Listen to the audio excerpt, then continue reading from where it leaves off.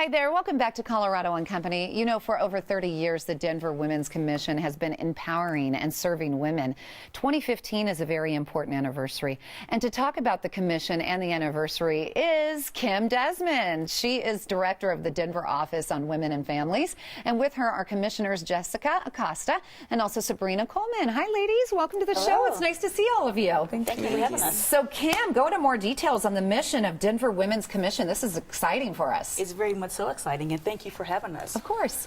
The mission of the Denver Women's Commission is to promote the social, economic, and political quality of life for women in our city.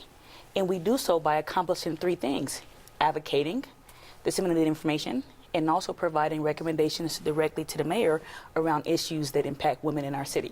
How did it get started? Actually, the commission was actually convened out of a forum of 300 women who then Mayor Pena, he gathered women to see how we can really support women in our city. And out of that convening in 1985, Kathy Reynolds, councilwoman then at that time, as well as Neves Perez, they introduced the commission to city ordinance, and here we are today. Good. And after 30 years, this is still important. This is still relevant. It is very much so relevant. And Jessica's going to tell you a little bit about why we're relevant today. Okay, so what's the status? What's going on now, So Jessica? yes, Denise, pay equity for women is still an issue, and also the majority of single parents are led by female parents, as well as young girls of color.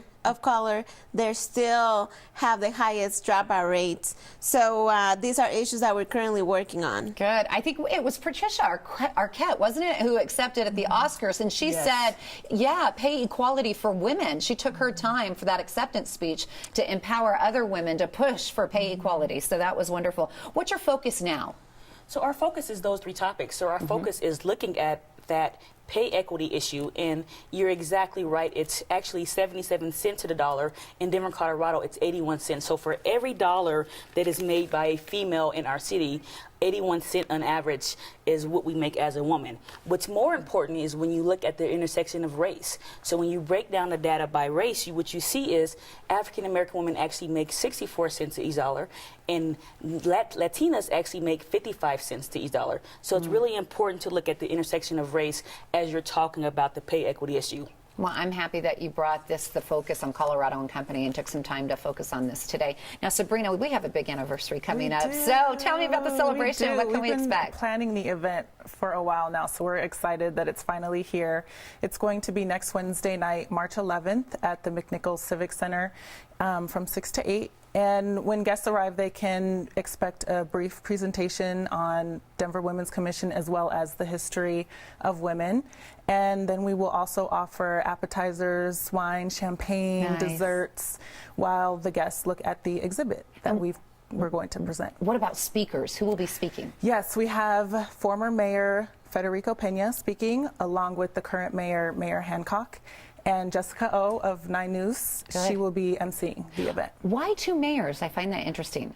Well, the direct answer to that is the Women's Commission was created under former Mayor Pena's office while he was his term, and then now we have the current mayor, Mayor Hancock. So we wanted to connect those dots for the commission, our past and our future, and then also because it's really important to have the support of males, even though we're advocating for women. Absolutely. We definitely want their support. Behind every strong man, there's a stronger woman, you know, and Michael, Mayor Hancock, will agree with that statement because he has a beautiful, strong wife that helps and supports him every step of the way. So how do we get tickets to this event? Actually, you can RSVP on our website. There are no tickets. You just have to RSVP from the website, and your name will be added to the guest list. So, Kim, how can we get involved in the Denver Women's Commission? How can we support? I'm glad that you asked that question. First and foremost, attend our meetings. We meet the first Thursday of every month from 6 to 8 p.m. Our meeting locations do rotate, so please check our website. You'll see the meeting location. And also, like us on Facebook. Yes. Like us on Facebook, and also follow us on Twitter as well. Okay. And one other piece would be to download our Denver Assessment of Women and Girls. So it gives you a lot of uneditorialized data on the status of women and girls in our cities.